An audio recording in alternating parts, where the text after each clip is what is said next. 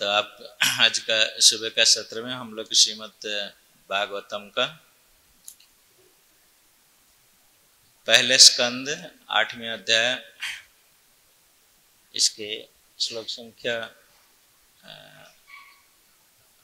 18 को जाएंगे आप, क्योंकि कुंती महारानी की शिक्षा चर्चा के लिए हमको आदेश हुआ। तो ये तो हमारा परम सौभाग्य है तो कि आप लोग का संग में ऐसे महान भक्त जो कि स्त्री शरीर में प्रकट हुए थे, तो उनकी माध्यम से श्री भगवान कैसे हमको शिक्षा देते हैं। जबकि कई कई नीति शास्त्र में और मनु संहिता में वर्णन किए गए कि स्त्री जाति कम बुद्धिमान है और उनको कोई विशेष बात नहीं बोलना चाहिए, लेकिन यहाँ पे विशेष करके जो चर्चा हम करने वाले हैं, श्री भगवान प्रमाणित करते हैं इनकी माध्यम से, कुंती महारानी के माध्यम से, कि जब कोई भक्ति स्तर में आ जाते हैं, विशेष कर कृष्ण भावनामृत में जब भगवान को पहचानते हैं, वो पुरुष से भी कोई कमी नहीं है। क्योंकि ऐसे तो देखा जाए कि स्त्री और पुरुष ये तो इसी जगत का ये है भेदभाव है, लेकिन उसके ऊपर हम लोग जाएंगे तो हम लोग का दिव्य आत्मा है सभी, तो इसलिए कोई डिस्क्रिमिनेशन नहीं करना चाहिए। विशेष करके श्रील प्रभुपाद कई बार बोल चुके हैं कि जब आध्यात्मिक स्तर पे हम लोग आते हैं तो इसको कोई भेदभाव नहीं करना चाहिए। तो एक श्लोक आज शुरू करेंगे, देखते हैं कब तक, क्योंकि इसमें 26 श्लोक हैं कुंती महारानी की जो दिव्य प्रार्थनाएं हैं भगवान को। आज शायद पता नहीं एक श्लोक हम लोग पूरा कर पाएंगे कि नहीं ये 26 क्लास होना चाहिए। श्रील प्रभुपाद जी कुंती महारानी का शिक्षा करके किताब एक लिखे हैं, उसमें 26 अध्याय है ना, तो 26 क्लास होना चाहिए समझने के लिए ठीक से। तो हम कोशिश करेंगे कितना तक जाएंगे, और विशेष करके हमारा तो बुद्धि बहुत कम है, उसमें बहुत सारे गलतियां हो सकते हैं, तो आप विनम्र पूर्वक आपके वैष्णव गुण में जो कुछ ये रह जाता है हमारा तरफ से गलतियां, उसको ये करते हैं।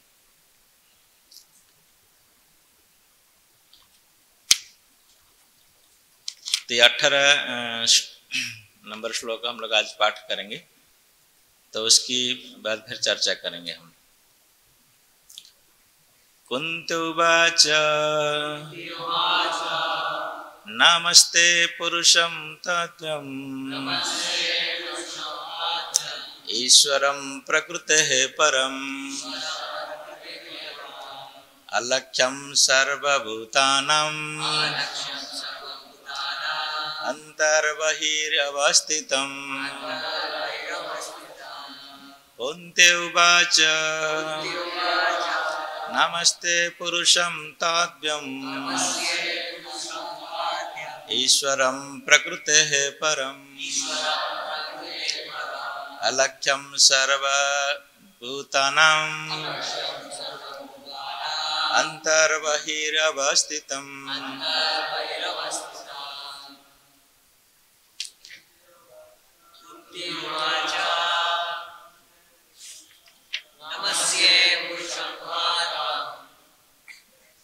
ईश्वरं प्रकृतेः परम् अलक्ष्यं सर्वभूतानां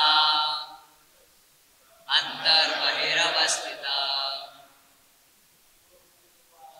कुंती उवाच नमस्ते पुरुषं तत्त्वम् ईश्वरं प्रकृतेः परम् अलक्ष्यं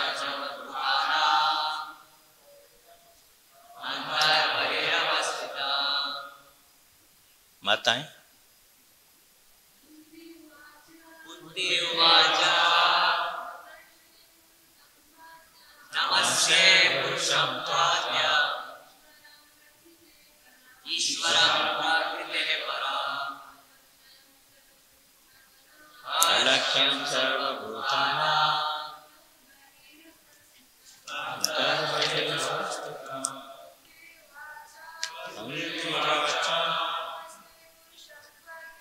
नमस्ते पुरुषं तत्त्वम्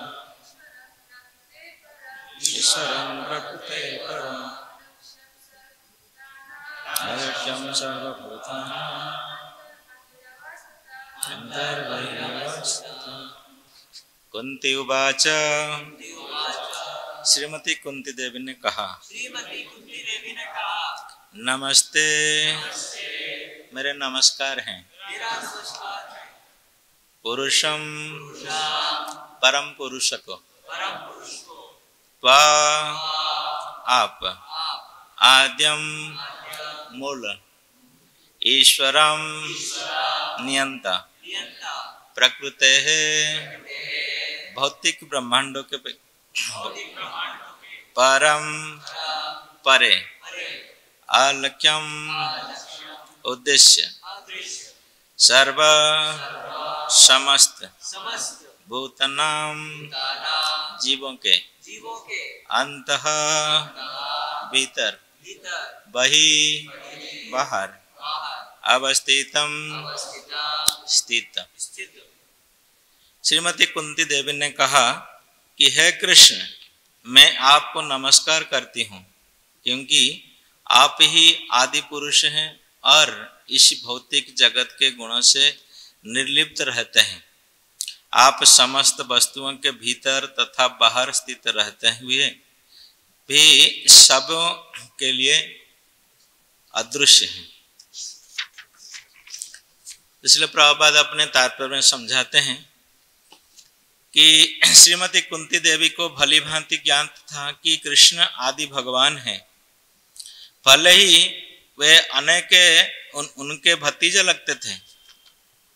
ऐसी प्रबुद्ध महिला अपने भतीजे को नमस्कार करने की गलती नहीं कर सकती। अतएव उन्होंने उन्हें आदि पुरुष के रूप में संबोधित किया, जो भौतिक जगत से परे हैं। यद्यपि सारे जीव भी दिव्य हैं, लेकिन वे न तो आदि है न अच्युत। जीव भौतिक प्रकृति के चंगुल में पड़कर नीचे गिर सकता है, लेकिन भगवान कभी भी ऐसे नहीं है। अतएव वेदों में उन्हें समस्त जीवों में प्रधान कहा गया है, नित्य नित्यानाम चेतस्येतनानाम। तब उन्होंने उन्हें पुनः ईश्वर या नियंता के रूप में संबोधित किया।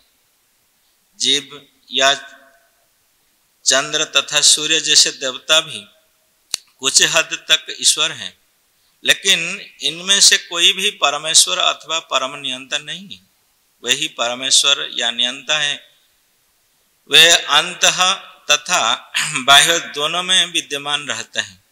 यद्यपि वे श्रीमती कुंती के समक्ष उनके भतीजे के रूप में उपस्थित थे, लेकिन वे उनके तथा अन्य सबके अंतर में भी विद्यमान थे।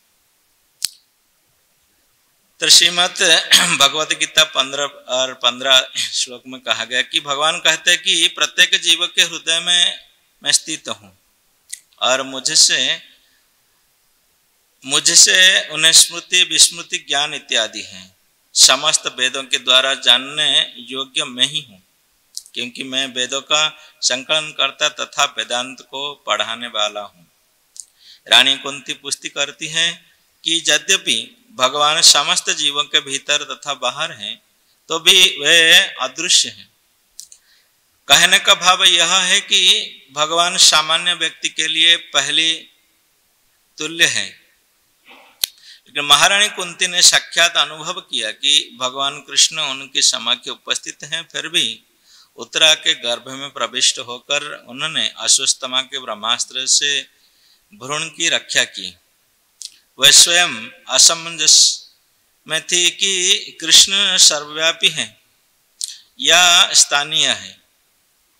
वस्तुतः वे दोनों ही है, लेकिन वह अधिकार उनको ही है कि जो लोग उनके शरणागत नहीं है उनके समक्ष प्रकट न हो। अवरोध का यह पर्दा भगवान की माया शक्ति कहलाती है और वही जीव की संकुचित दृष्टि का नियंत्रित करती है। इसकी व्याख्या आगे की गई है। प्रभुपाद की ओम ज्ञानतिमिरान्धस्य ज्ञानाञ्जनशलाकया चक्षुरुन्मीलितं येन तस्मै श्रीगुरुवे नमः। श्रीचैतन्यमनोभीष्टं स्थापितं येन भूतले स्वयं रूपं कदा मह्यं ददाति स्वपदान्तिकम्। वन्देऽहं श्रीगुरु श्रीयुतपदकमलं श्रीगुरुन् वैष्णवांश्च श्रीरूपं साग्रजातं सहगणा रघुनाथनितं तं सजीवं साद्वैतं सावधूतं परिजनसहितं कृष्णचैतन्यदेवं श्रीराधा कृष्णपदानुसहगणललिता श्रीविशाखान्वितांश्च। नमो विष्णुपदाय कृष्णप्रेष्ठाय भूतले श्रीमते भक्तिवेदान्त स्वामिनिति नामिने। नमस्ते सारस्वते देवे गौरवाणी प्रचारिणे निर्विशेष शून्यवादी पाश्चात्य देशतारिणे वाञ्छकल्पतरुभ्यश्च कृपा सिन्धुभ्य एव च पतितानां पावनेभ्यो वैष्णवेभ्यो नमो नमः। जय श्री कृष्ण चैतन्य प्रभु नित्यानंद श्री अद्वैत गदाधर श्रीवास आदि गौर भक्त वृंद। हरे कृष्णा कृष्ण कृष्ण हरे हरे, हरे राम राम राम हरे हरे। हरे कृष्ण। उपस्थित भक्त सज्जन वृंद, माताएं, तो श्रील प्रभुपाद की विशेष व्यवस्था में हर दिन सुबह हम लोग एकत्रित होते हैं श्री भागवत कक्षा में। श्रीमद् भागवतम में जैसे कहते कि नित्यम भागवत सेवया, ऐसे नहीं कि एक दिन हम लोग पढ़ लिए तो श्रीमद् भागवतम की सालों भर पढ़ लिए तो बस उसके बाद खत्म हो गया, ऐसे नहीं है। नित्यम इसको नित्य प्रतिदिन करना चाहिए, सेवा करना चाहिए। तो हम विशेष करके ज़्यादा कथा हम नहीं जानते, ज़्यादा थोड़ा बहुत चर्चा करेंगे जो कि हम पूर्व आचार्यों लोग से श्रवण किए इसी संदर्भ में कुंती महारानी की स्तुति के बारे में। जबकि श्रीमद् भागवतम में ये पहला स्तुति है, उससे पहले हम लोग देखें उत्तरा की स्तुति थी। ये श्रीमद् भागवतम में स्तुति में परिपूर्ण है।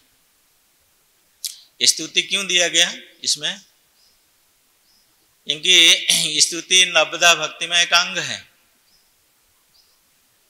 इसलिए इसमें स्तुति, क्योंकि श्री भगवान स्तुति प्रिय है। जद उत्तम श्लोक गुणानुवर्णन, भगवान जो कि उत्तम श्लोक के नाम पे परिचित हैं, उनको जानते, क्योंकि उत्तम श्लोक अर्थात चुने हुए श्लोक के द्वारा श्री भगवान को ये करना चाहिए, बुलाएं, याद करना चाहिए।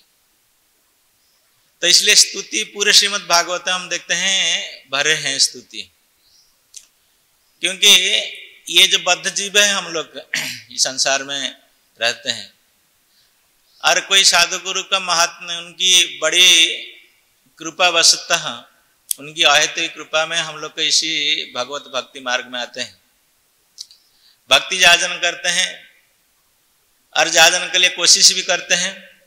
लेकिन उसमें बहुत बार क्या होता है, हमारा उत्थान पतन होता रहता है। तो उसी को देखकर विशेष करके सुखदेव गोस्वामी जब श्रीमद् भागवतम कह रहे थे परीक्षित महाराज, क्योंकि श्रीमद् भागवतम श्रवण करना ही वास्तविक मुमुक्ष का, विशेष करके जो मरणासन्न जीव है, उनकी एकमात्र कर्तव्य है।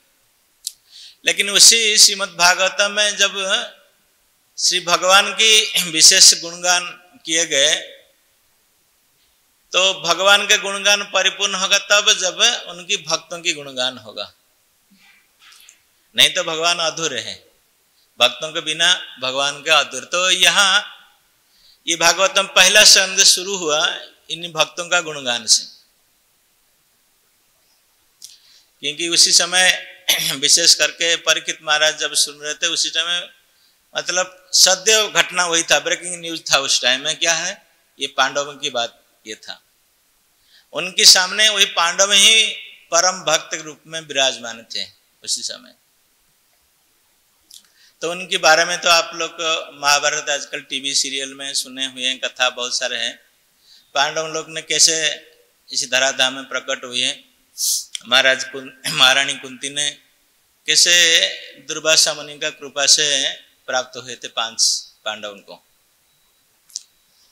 जबकि ये लोग देवता के पुत्र थे, फिर भी कितना सारे अपने जीवन में जो कि मतलब अकथनीय है,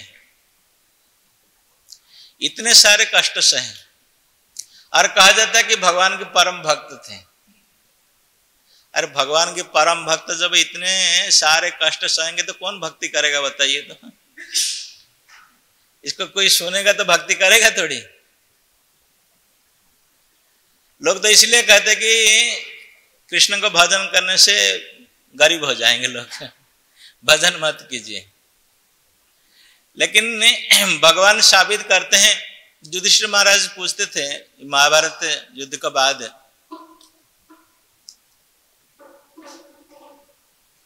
भगवान को पूछते थे कि हे केशव, आप ये बताइए, आपके भक्तों को आप इतना कष्ट देंगे तो अगले आगे में कौन आपका भक्ति करेगा, बताइए। श्री भगवान कहते हैं कि जय जय श्री श्री राधा मदन मोहन की जय, कृष्ण बलराम की जय, श्री जगन्नाथ बलदेव सुभद्रा महारानी की जय, गौर निताय की जय, प्रहलाद सिंह भगवान की जय। लेकिन भगवान चाहते, भगवान कहते कि मेरे भक्तों का माध्यम में जो लोग सच्चे भक्ति लाइन में आना चाहेंगे वो लोग वास्तविक की भक्ति करेंगे। क्योंकि जो कठिनाई तुम लोग को पार किए हैं, उसी कठिनाई को पार करने के बाद तुमको क्या सुख प्राप्त हुआ, क्या दिया मैंने। युधिष्ठिर महाराज को सारे विश्व की सम्राट बनाए, है ना। जबकि इतने अच्छे राज्य शासन किए युधिष्ठिर महाराज की, सारे देवताएं लोग भी सोचने लगे कि अरे हम जाके युधिष्ठिर महाराज का प्रजा बन जाए। देखिए, सभी लोग चाहते, साधारण लोग क्या चाहते हैं कि हम लोग देवता लोग चला जाएंगे, नहीं स्वर्ग चला जाएंगे। लेकिन स्वर्ग में जो रहने वाले हैं वो सोच रहे हैं कि नहीं, हम लोग जाके युधिष्ठिर महाराज की राजा में जाके उनकी राज्य शासन में प्रजा हो जाएंगे। उनकी माध्यम से श्री भगवान ने प्रतिष्ठा किए, क्योंकि भगवान चाहते थे कि युधिष्ठिर महाराज राजा बने और सारे संसार में धर्म को स्थापन करें। जबकि भगवान कहते कि हम धर्म संस्थापन स्थाय संभवामि जुगे जुगे, लेकिन वास्तविक भगवान धर्म संस्थापन नहीं करते, अपने भक्तों के माध्यम से कराते हैं। और उसी भक्त का माध्यम है जिसकी माध्यम में वो धर्म संस्थापन करेंगे, तो उनको कैसे ऐसे तैसे करके भक्त बना देंगे, बताइए। नहीं, कोई अच्छे आप गहना बनाना चाहते तो सोने को पूरा ताप ताप करते करते करते करते उसको प्योर ये बनाने से तब जाके उसका ये आएगा ना। नहीं, वास्तव की सोने का चमक दिखेगा। तो भगवान अपने भक्त को इसलिए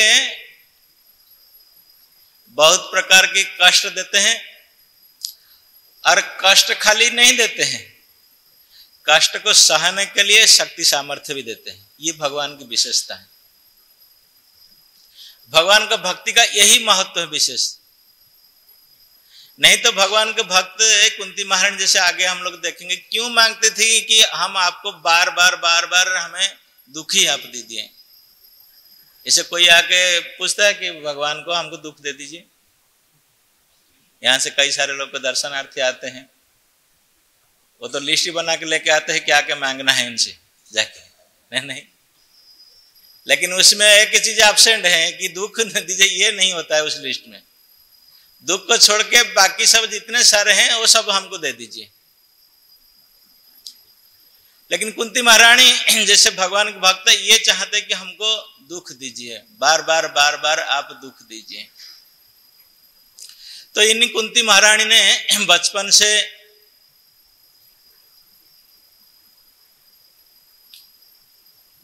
से उन्होंने, जबकि श्री भगवान की अपने परिवार में जन्म हुए थे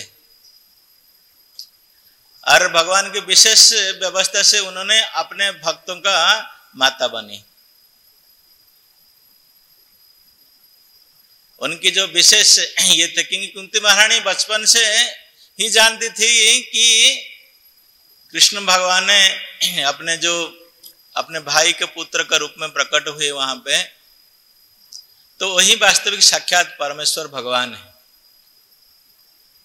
जबकि बाह्य दृष्टि में श्री भगवान का बुआ लगती थी। यहाँ प्रभुपाद ने जो कुंती महारानी की शिक्षा है उस पुस्तक में पहले लिखे हैं। जबकि कुंती महारानी को ये पता था कि ये हमारा भतीजे हैं, लेकिन श्री भगवान को प्रणाम करती हैं यहाँ पे इस श्लोक में पहला इसमें पहला इसमें नमस्ते दिया गया कि मैं आपको प्रणाम करता हूं। तो ये बड़ा उल्टा चीज है ना। अरे भतीजे को प्रणाम करना चाहिए ना, जाके बुआ को। बुआ कहाँ प्रणाम करना हम नहीं देखते समाज में, देखते हैं क्या? नहीं देखते। और श्री भगवान जब भी जाते थे कुरु सभा में, और जब द्वारका से जाते थे कुरुक्षेत्र इसमें, तो वहां पे जाके अपने वयोज्येष्ठ जो हैं उनको प्रणाम पहले करते थे। युधिष्ठिर महाराज, भीमसेन आदि, द्रोणाचार्य, विदुर आदि जितने सारे, और अपने बुआ कुंती महारानी, सबको जाके प्रणाम करते थे। क्यों करते थे? क्योंकि भगवान कहते खुद भगवत गीता में, मैं ही वास्तविक भक्तारम जगे सर्वलोक महेश्वरम, कहते भगवान खुद दावी करते हैं। अरे वही भगवान जाके सबको प्रणाम करते हैं। क्यों? भगवान एक मर्यादा स्थापन करते हैं। क्योंकि भगवान खुद कहते हैं कि जज जज आचरण श्रेष्ठ, श्रेष्ठ जन जैसे जैसे आचरण करेगा तब इतर जन उसको फॉलो करेंगे। और श्रेष्ठ जन जब नहीं करेगा, श्रेष्ठ जन तो इतना करके फिर भी उनको गाली देते हैं लोग, उनकी बहुत से निंदा करते हैं। श्रेष्ठ को प्रतिपादन करते हैं श्रेष्ठ जन जो है। भगवान ने इतने मर्यादा स्थापन किए हैं, जैसे हम लोग आगे सुनेंगे कि भगवान श्री राम जी का आविर्भाव तिथि आ रहे हैं। भगवान इतने सारे मर्यादा स्थापन किए, फिर भी छोटे मोटे चीज के लिए लोग उनको ये कर देते हैं, उनकी चर्चा करने लगते हैं। और भगवान कृष्ण की बात तो अलग ही है, उनका बात तो चर्चा करने के लिए बहुत सारे लोग हैं इस संसार में।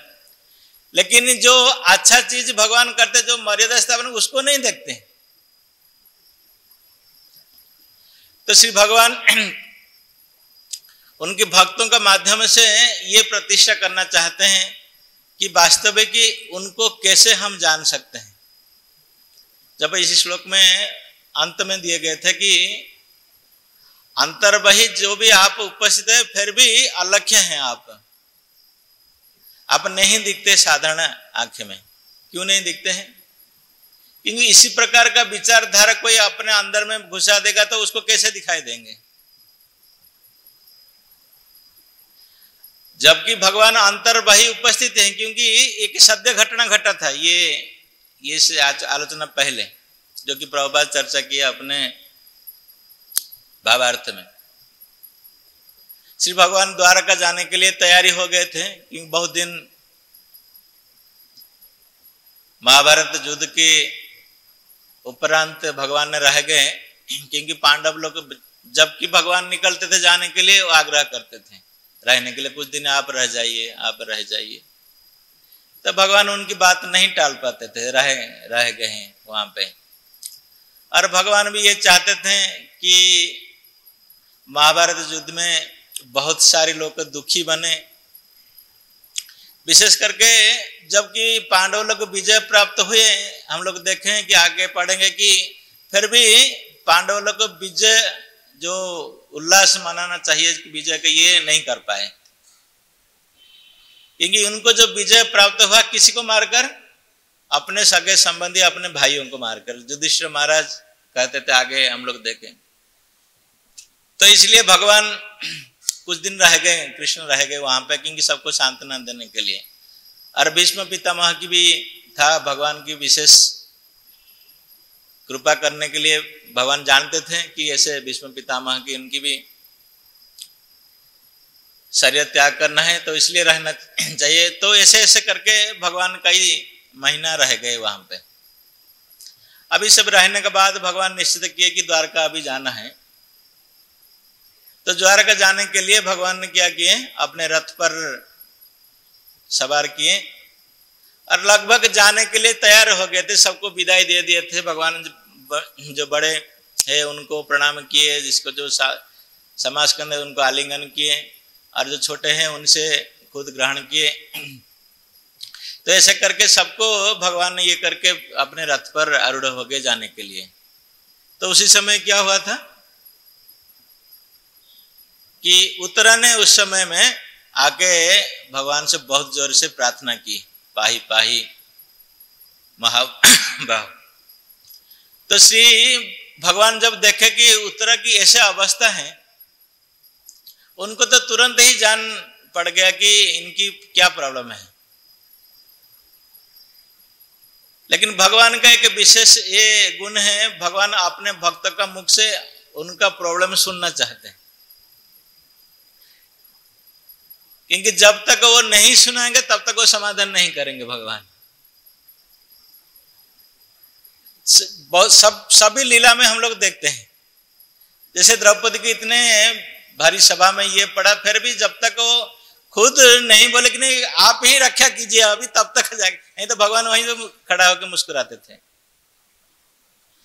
भगवान को हम लोग आग्रह करना चाहिए, उनको बोलना चाहिए, क्योंकि भगवान ने हमको जानबूझकर अपने को स्वाधीनता अनुस्वाधीनता प्रदान की। उस स्वाधीनता को हम लोग जब तक हमारा खुद का ये के लिए रखें तब तक भगवान उसको ये नहीं करेंगे।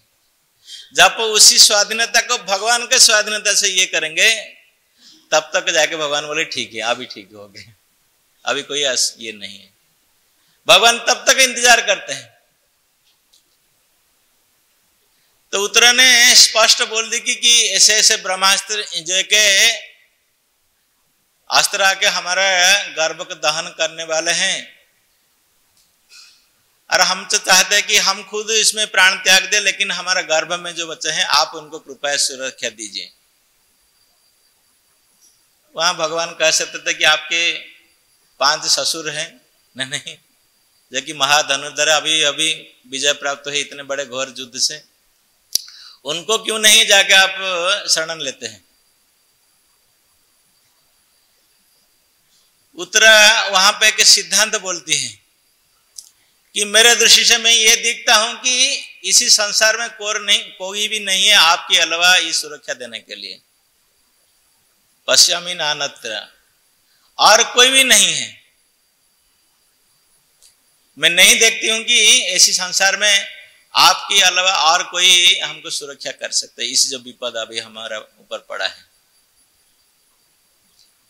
तो भगवान तो इसे इसलिए प्रसन्न होते हैं भगवान, विशेषकर जब देखते हैं कि भक्त ने सब कुछ त्याग करके एकमात्र भगवान का ऊपर न्योछावर है, उनकी शरण में 100% आ जाते तो भगवान क्या करते हैं, उनको संपूर्ण अपने बरदहस्त में ये कर सुरक्षा देते हैं। और जब भगवान ये कर लेते हैं तो सुरक्षा देने के लिए तो फिर उनको कौन ये कर सकता है, उनको कोई हानि नहीं पहुंचा सकता। हम देखते हैं प्रहलाद महाराज की इसमें देखते हैं लीला में, जब भगवान ने निश्चित कर लिया कि नहीं प्रहलाद महाराज इनको सुरक्षा देना है, जो चाहे कितने भी शक्ति कोई भी अघटन करने के लिए प्रचेष्टा क्यों ना करें, उसका तो कुछ नहीं हो सकता है, क्योंकि ये भगवान के सत्य संकल्प है। भगवान का दूसरा नाम कि एक बार संकल्प कर लिए तो इनको ये करना है, तो उनको कोई कुछ नहीं कर सकता। तो जब भगवान देख लिए उत्तरा का ऐसे समस्या है, तो भगवान क्या किए, उसी रथ में बैठे हुए हैं भगवान, और अपने को विस्तार करके जाके भगवान उत्तरा के गर्भ में शंख चक्रधर पकड़ के जाके उनको सुरक्षा प्रदान किए। तो इसको कौन देखता था, कुंती महारानी देखती थी। इसलिए ये बोलती है कि अंतर बही। लेकिन ये बात जो मायावादी लोग हैं वो नहीं समझ सकते। जैसे हम लोग सभी प्रसिद्ध जानते हैं, भगवत गीता में भगवान खुद रथ पे बैठे हुए हैं और अर्जुन को अपने विराट रूप में दर्शन किए। तो जो लोग भगवान के भक्त नहीं होते हैं वो बोलते कि नहीं, ये विराट रूप से कृष्ण प्रकट हुए, जिससे प्रकट हुए खुद बोल रहे कि मेरे शरीर में देखो, है ना। भगवान कह रहे कि जब अर्जुन ने उनको प्रार्थना किया, भगवान कह रहे कि मेरे शरीर में तुम देखो जो चाहते हो देखने के लिए, और ये कह रहे कि नहीं विराट रूप से ये प्रकट हुए। और जो कृष्ण जो विराट रूप देखे, वास्तव की ये जो कृष्ण रथ पर बैठे थे उनसे नहीं आया था, नहीं। तो ऐसे किमुद ये चर्चा करते हैं लोग। तो इसलिए भगवान कहते कि अपजानन्ति माम मूढ़ा, नहीं। इनको समझना चाहिए कि वास्तविक जो मूढ़ हैं वो नहीं जान सकते हैं। तो इसलिए कुंती महारानी भी ये सिद्धांत बोलती है कि जो लोग वास्तविक आपका भक्ति नहीं करते हैं, आपका भक्त नहीं होते हैं, वो नहीं जान पाते जबकि आप अंतर और बही आप विद्यमान हैं। कुंती महारानी खुद देखती हैं कि भगवान खुद रथ पर बैठे हुए और वही भगवान जाके क्या किए, उत्तरा माता के गर्भ में उनको सुरक्षा प्रदान की। और भगवान को जाने के लिए जरूरत नहीं है, वो तो परमात्मा के रूप में सबका हृदय में विराजमान है। लेकिन भगवान को क्या करते, भगवान अपने भक्त वत्सल है ना, अपने भक्त के लिए खुद चला जाते हैं। जबकि ये परमात्मा जो है हमारे हृदय में, उसके माध्यम से कर सकते हैं भगवान, इनके लिए कोई बड़ी बात नहीं है। और वही रथ का ऊपर बैठकर भी अपने ये को अशस्त्मा द्वारा जो पेशा गया ब्रह्मास्त्र को वहां निग्रह कर सकते हैं, उनके लिए कोई बड़ी बात नहीं है। भगवान का इच्छा मात्र से सब कुछ ये हो जाता है, इच्छा करते तो वहीं ब्रह्मास्त्र वहीं पे न खत्म हो जाता है। लेकिन वास्तविक भगवान देखते हैं कि हमारा भक्त के लिए हम कितने ये लाला ये कितने प्रेम करते हैं हमारे भक्तों को, उनके लिए खुद चला जाता है भगवान। एक कहानी आप सुने हैं ना, ये अकबर और बीरबल का, एक प्रभुपाद जी कहते थे नहीं कि जब हर समय अकबर ने भगवान का विविध लीलाओं के बारे में कहता था, इतना अवतार लेते हैं, ये अवतार लेते हैं, तो अकबर ने बड़ा ये हुआ कि अरे इतना अवतार लेने की क्या जरूरत है, अपने धाम में रहकर तो भी सब कुछ कर सकते हैं ना। जैसे मैं अकबर हूं, एम्पायर द ग्रेट ना, मैं एम्परर हूं, मैं राजा हूं, मैं थोड़ी सब जगह में जाता हूं, समस्या कहीं आता है तो हमारा मंत्री है कि सेनापति है, ये है, उनके द्वारा काम निपट देता हूं ना। तब तुम्हारा भगवान क्यों आना पड़ता है, वो तो सब वहां बैठ के ही कर सकते हैं ना। तो बीरबल ने जितना समझाया वो नहीं समझे, नहीं। तो एक बार क्या हुआ, अकबर को थोड़ा बोट राइडिंग, नदी में नाव लेने का बहुत शौक था, नाव में सवारी करना। तो बीरबल ने व्यवस्था किया, एक दिन सब प्रकार का व्यवस्था हो गया। अकबर और वहां पे तो जमुना जी हैं पास में, नहीं, तो जमुना में नाव लेने के लिए सब तैयार हो गया। और अकबर जाएंगे तो उनके पूरे बॉडीगार्ड ये सब उनके साथ रहेंगे ना। ये छोटे मोटे जो जाते हैं मंत्री, इनके लिए कितने सारे व्यवस्था होता है सिक्योरिटी। तो अकबर खुद नदी में जाएंगे तो सब प्रकार का व्यवस्था होना चाहिए ना। तो सब प्रकार व्यवस्था है, अभी इंतजार कर रहे हैं, इंतजार के बीरबल नहीं आए। तो बीरबल ने आया तो वो उनका लड़का को लेकर आया, अकबर का जो लड़का था उसको साथ में, छोटा बच्चा था उस समय 3-4 साल का, उसको लेकर आया साथ में। तो अकबर ने एक नौका में बैठा, बीरबल बोला कि हम दूसरे नौका में जाएंगे, आप इसमें जाइए।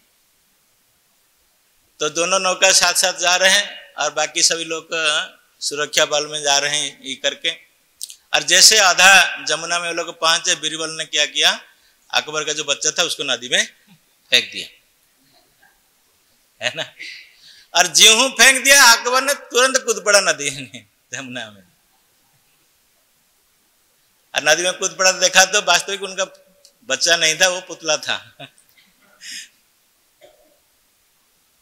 तो अकबर ने बड़ा गुस्सा हो गया कि सचमुच हमारा बेटा नहीं है, ये तो पुतला है। तो बीरबल को डांटने लगा, क्या ये नाटक कर रहे हैं, ये कर रहे हैं। बोले कि जामपना, हम नाटक नहीं कर रहे थे, आपको समझाने के लिए ये किया। तो उन्होंने पूछा कि आपके पास इतने सारे सिक्योरिटी गार्ड हैं, ये है, सब कुछ है, जब आपका बेटा वहां गिर गया नदी में तो ये लोग नहीं बचा सकते थे क्या उनको? आप क्यों गिर पड़े वहां, आप क्यों कूद गए नदी में? अरे हमारा बच्चा है ना। तो बीरबल ने बोला कि इसलिए भगवान सोचता है कि हमारा बच्चा है, इसलिए बार बार भगवान आते हैं अवतार लेके। तो इसलिए भगवान देखते हैं, जब रथ का ऊपर भगवान ने उसको निरस्त कर सकते थे ब्रह्मास्त्र को, उसमें भगवान दिखाते हैं उस लीला में कि वास्तविक कैसे भगवान जो भक्त वत्सल कहलाते कैसे वत्सल्य है। ये वात्सल्य का शब्द कहाँ से आता है जानते हैं? बछड़े से आता है नहीं। जैसे गौ माता कोई जन्म देता है बच्चा को, तो उसको इतना चाटती है, ये करती है कि इतने, क्योंकि प्रेम से, कि जो नहीं खाने वाला चीज है उसको खा लेती है उस टाइम में। देखिए जो खाती है गौ माता उस टाइम में, उसको खाने का चीज है क्या? वत्स का ये से मतलब उनका वात्सल्य प्रेम से इतना उद्बुद्ध हो जाती है तो उसको खा लेती है। वो नहीं जानती कि उनके लिए खुद का बीमार बन जाएगी। तो भगवान इसलिए इतने भक्त वत्सल हैं।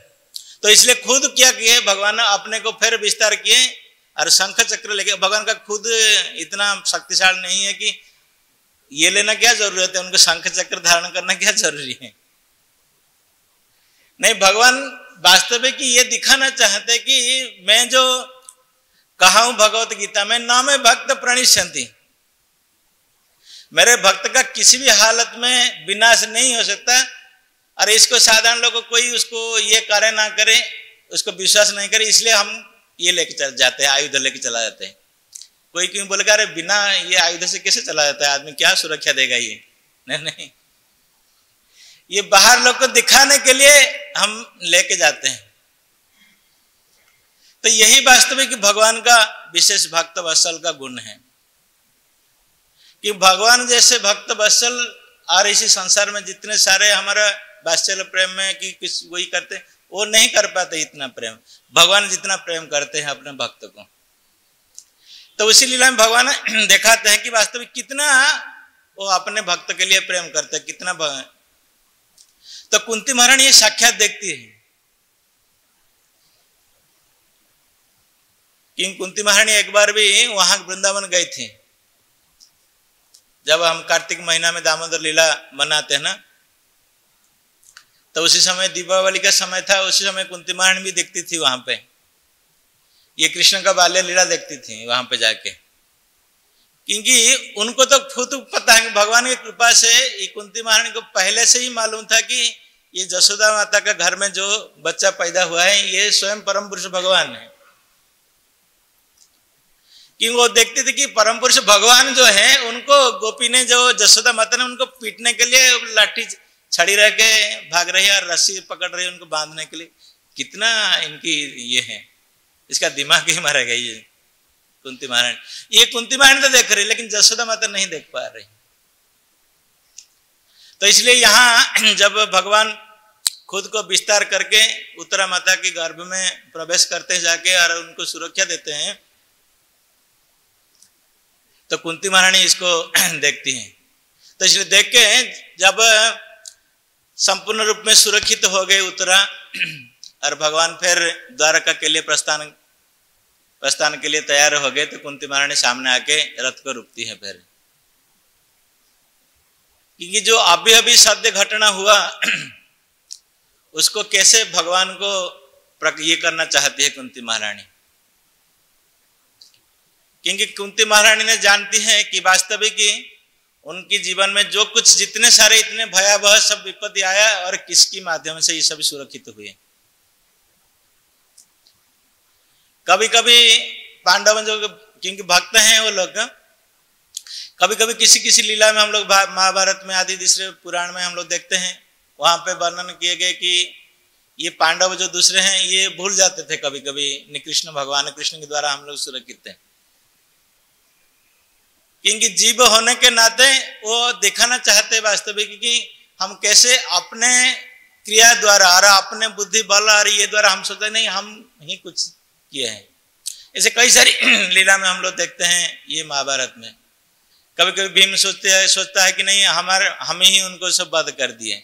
अर्जुन सोचता है कि हम सर्वश्रेष्ठ धनुर्धर हैं। युधिष्ठिर महाराज कहते हैं कि नहीं हम सत्यवादी, हम झूठ नहीं बोल सकते हैं, है ना। नहीं, भगवान उसके द्वारा साबित करना चाहते हैं। ऐसे नहीं कि वो लोग कहीं भ्रम में पड़ते हैं कि उनका मन में ऐसे अहंकार आता है, नहीं, ऐसे नहीं हो सकता। भगवान के जो साक्षात भक्त हैं, इतने परम भक्त हैं, उनका मन में कैसे अहंकार आएगा। भगवान उसको दिखाना चाहते कि हम जैसे भक्त होने के लिए कोशिश कर रहे हैं और उसी रास्ते में जाने के लिए प्रयास है, वो लोग सावधान रहने के लिए भगवान ने ऐसे व्यवस्था करते हैं अपने भक्तों के माध्यम से। अर्जुन जो साक्षात भगवान का मित्र है, भगवान खुद इसको स्वीकार करते हैं, तुम मेरा अति प्रिय हो और तुम मेरा सखा हो, इसलिए मैं ये गुह्य ज्ञान तुमको कह रहा हूं। और तो उनका मन में कैसे ऐसे प्रकार का भ्रांत धारणा आ सकता है और अपना मन में ऐसे कैसे इल्यूजन आ सकता है। नहीं आ सकता कभी। भगवान का उपस्थिति में कहा जाता है भगवान का नाम उच्चारण करने से सब प्रकार का जितने सारे अंधकार ये दूर हो जाता है, माया द्वारा रचित है जितने, और साक्षात भगवान उनका पास उपस्थित उनका मन में आ सकता है थोड़ी नहीं। भगवान उनके माध्यम से हम जैसे भक्तों के लिए शिक्षा देने के लिए, क्योंकि भागवतम में जो दिए गए, जो सारे चीज दिए गए, ये वास्तविक भक्तों के लिए ही दिए गए। जो जो अनुशीलन करते हैं कृष्ण भगवान के भक्ति अनुशीलन कर रहे हैं, ये लोग कैसे ऐसे ऐसे परिस्थिति जब आएगा तो कैसे सावधान होंगे। तो इसलिए लेकिन कुंती महारानी का मन में ऐसे कभी भी भगवान ने ऐसे ये नहीं डाले, पर्दा नहीं डाले कि नहीं उनको कभी गलतियां हो जाए कि नहीं ये भगवान नहीं है। तो कुंती महारानी इसलिए पहले इसमें प्रार्थना करती कि नमस्ते पुरुषम ताद्यम, कि आप आदि पुरुष हैं। इसी श्लोक को जो व्याख्या करेंगे तो उसमें 3-4 दिन चला जाएगा, तो हम ज्यादा नहीं जाएंगे इसमें। इसी श्लोक के माध्यम जबकि कहा जाता है कि जैसे हम पहले ही कह देते हैं स्त्री लोग अल्प बुद्धि संपन्न है, इसमें कहाँ अल्प बुद्धि संपन्न की ये कहा गई देखिए। तो इसी माध्यम से प्रमाण किया गया कि भक्त के स्थान जो है वो कितने ऊपर हैं, जबकि ये साधारण पुराण और नीति शास्त्र ये कहते हैं कि मनु संहिता जितने सारे कि इनके ऊपर है भक्त का स्थान है, जो पोजीशन भक्त का स्थान है इसके बहुत ऊपर है। तो इसलिए ये कहते हैं कुंती महारानी कहते हैं कि नमस्ते पुरुषम आद्यम, मैं आपको नमस्कार करती हूँ। क्यों आप नमस्कार करते हैं? मैं आपका भतीजा हूं ना, आप हमको क्यों प्रणाम करते हैं? नहीं, आप मेरे भतीजा नहीं है। इसी जगत के लिए शायद भतीजा हो सकते, लेकिन आप आद्य पुरुष हैं, गोविंदम आदि पुरुष। जो ब्रह्मा जी का बात है उसको यहाँ सिद्धांत में बताते हैं कुंती महारानी। ब्रह्मा जी ब्रह्म संहिता में जैसे सिद्धांत बताते हैं कि गोविंदम आदि पुरुषम तम हम भजामी, और आप ही सर्व कारण कारण करके ब्रह्मा जी प्रार्थना करते, उसी को ये स्त्री हो के कैसे उनको ये ज्ञान प्राप्त हो गई।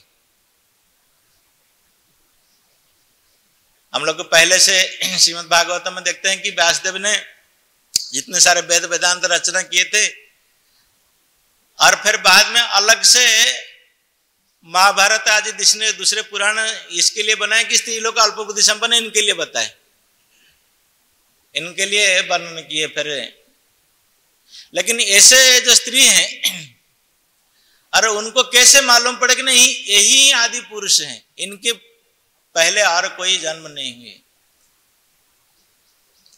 क्योंकि इस संसार में बहुत ही सारे लोग, प्रायतः लोग नहीं समझ पाते कि भगवान आदि पुरुष हैं। वो तो कहते कि नहीं द्वापर युग में ही आए थे ना, ऐसे ऐसे बहुत सारे कुछ किमुत किमाकार कार्य कर दिया, ये कर दिया, इसके लिए लोग उनको भगवान मानते हैं। नहीं, उन मूर्खों को ये मालूम नहीं है कि वही जो द्वापर युग में कुछ देर के लिए आए थे वही ये परम पुरुष भगवान है। पिता महर्षि जगत माता धाता, भगवान खुद कहते हैं सारे जगत का पिता मैं ही हूं, भगवान खुद कहते हैं। लेकिन इन्हें जो लोग नहीं समझने के लिए ठान लेंगे तो उनको फिर कौन समझाएगा? नहीं। तो यहाँ पे इसलिए कुंती महारानी प्रार्थना करते हैं कि नमस्ते पुरुषम आद्यम त्वम ईश्वरम प्रकृते परम। यहाँ कई सिद्धांत हैं, इसी एक लाइन में कई सारे सिद्धांत कुंती महारानी बताती हैं। एक तो कहती है कि आप आद्य पुरुष हैं, अनादिर आदि गोविंद, आप ही आद्य हैं। और दूसरी चीज क्या कहते हैं? तुम ईश्वर हो। इसी संसार में बहुत सारे ईश्वर है, प्रभुपाद आलोचना किए हैं उनके तात्पर्य में, सूर्य चंद्र आदि कैसे कई सारे ऐसे ईश्वर हैं, लेकिन कोई परमेश्वर नहीं बन सकते। श्री भगवान ने भगवत गीता में कहते थे अर्जुन को कि मैं ही भोक्तारम यज्ञ तपस्या सर्वलोक महेश्वरम। कि दूसरे व्यक्ति कोई भी ऐसे दावी नहीं कर सकता कि मैं सर्वलोक महेश्वर हूं। लेकिन भगवान एक के भगवान कृष्ण हैं जो कि दावी किए हैं कि मैं ही सर्वलोक महेश्वर। अरे उस ओके तो श्री भगवान यहाँ पे कुंती महारानी कई सारे सिद्धांत उपस्थापन करती हैं कि देखने के लिए वास्तविक कैसे जो उनकी भतीजे के रूप में सामने रथ में बैठे हुए हैं वो कैसे हैं, आदि पुरुष हैं और वही है वास्तविक ईश्वर हैं, परम कृष्ण सच्चिदानंद विग्रह हैं और प्रकृति परम अर्थात इसी भौतिक जगत से बाहर है। तो इसकी मतलब हम लोग को समझना चाहिए, जो लोग भगवान को नहीं समझ पाते हैं वो इसी प्रकृति के अंदर है। इसमें कुंती महारानी ये स्थापन करती हैं कि क्यों नहीं समझ पाते वो लोग, क्योंकि प्रकृति के अंदर तो कैसे जाएगा, उसका ऊपर की बात नहीं सोच सकता आदमी। जैसे प्रभुपाद उदाहरण देते हैं ना, गड्ढे में जो कुआं में बना हुआ है एक मेढक है, वो नहीं सोच सकते कि अटलांटिक महासागर कितना बड़ा है। तो इसी जगत में जो लोग आलोचना करते हैं भगवान के बारे में, जो विभिन्न तरीका की ये भगवान की चर्चा करते हैं, तो उन लोग इसी प्रकृति का अंदर हैं, भूत प्रकृति के अंदर है। लेकिन वो नहीं जानते कि वास्तविक भगवान है जो कि मया देखेण प्रकृति सायते सचराचर। तो इसलिए यहाँ पे ये सिद्धांत उपस्थापन करती है कुंती महारानी। तो आगे देखेंगे, चर्चा करेंगे कितने तक हम लोग जा रहे हैं, कितने श्लोक, तो शायद हम 2-4 श्लोक जा सकते हैं कि नहीं जैसे ये तो कोई इसमें गलतियां हो सकता कि हमारा हिंदी भी इतने अच्छे नहीं है बोलने का, तो शायद इसमें कोई गलती है और सिद्धांत उपस्थापन करने से कोई भूल चुके हैं तो आप लोग उसको सुधार सकते हैं। हरे कृष्ण। जय ग्रंथराज श्रीमद् भागवत महापुराण की, श्रील प्रभुपाद की, सामवेद भक्त वृंद की, गौर प्रेमानंदे। हरे कृष्ण।